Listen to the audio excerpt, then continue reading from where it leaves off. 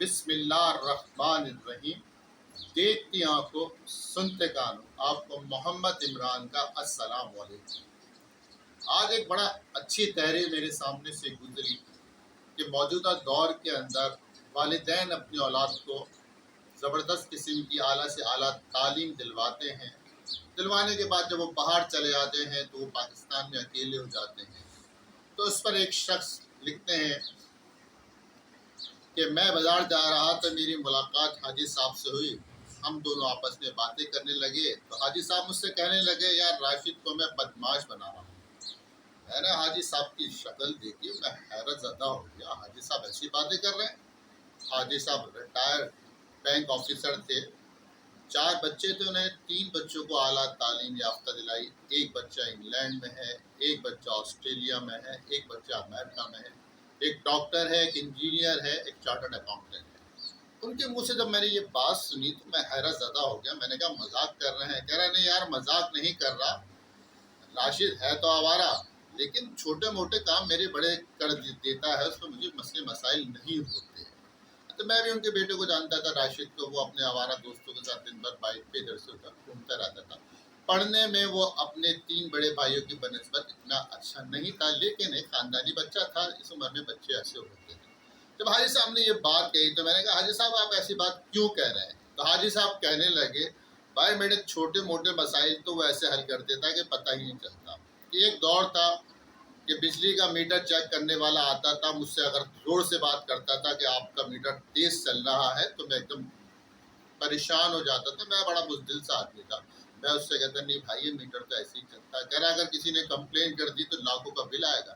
میں خاموشی سے اس کے ہاتھ میں 2000 رکھ دیتا تھا۔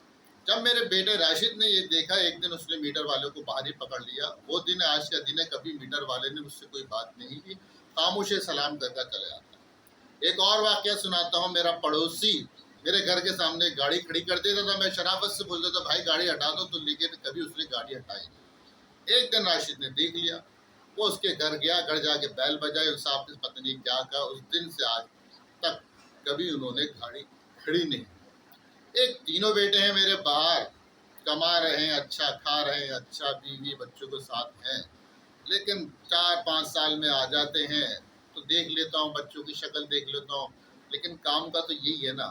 میں یہ سوچتا ہوں اگر میں نے اس کو بھی اعلیٰ تعلیم دلا دی اور یہ بھی چلا گیا تو میں تو تنہا رہ جاؤں گا۔ اس لیے بچپن میں بھی یہ وہ تو پڑھنے میں رکھتے تھے، یہ میرے پیر دباتا تھا، میری گاڑی سنبھالتا تھا، گھر کے سارے کام کرتا تھا، وہ کام کرتا تھا کہ اب مجھے احساس ہوتا ہے کہ سب سے زیادہ کام تو یہی کرتا تھا، سب سے زیادہ فرما بردار تو یہی ہے۔ اگر یہ چلا گیا تو ہم تو دونوں میاں بھی الگ رہ جائیں گے۔ میں نے بعد میں یہ سوچا کہ واقعی میں اس دور میں ہم پاکستان میں رہتے کہ پاکستان میں ہمارے بچوں کا مستقبل نہیں ہے، جو بوڑھے والدین کو چھوڑ کے باہر چلے جاتے ہیں، ماں باپ اپنے اولاد کو پوتا پوتیوں کی شکل دیکھنے کو ترستے ہیں۔ میں صبح واک کرنے جاتا ہوں، میرے ساتھ بھی کچھ اور ایسے لوگ ہیں جس کے بچے باہر ہیں، وہ جاتے ہیں مہینے 1.5 مہینے سے زیادہ ان کا دل نہیں لگتا، سارا سال پاکستان میں رہتے ہیں، لیکن اکثر جو ان کی باتوں سے میں سمجھتا ہوں ان کو تنہائی کا بڑا احساس ہوتا ہے۔ تو دعا کریں اللہ تعالیٰ پاکستان کے بھی ایسے حالات پیدا کر دے کہ ہماری جو نوجوان نسل ہے تعلیم حاصل کرے لیکن باہر نہ جائے، پاکستان کے لیے محنت کرے، پاکستان کو کامیاب کرے۔ اجازت چاہوں گا ان دعاؤں کے ساتھ، اللہ تعالیٰ آپ کے لیے آسانیاں پیدا کرے اور آپ کے ذریعے آسانیاں پھیلائے۔ آمین ثم آمین۔ اللہ حافظ۔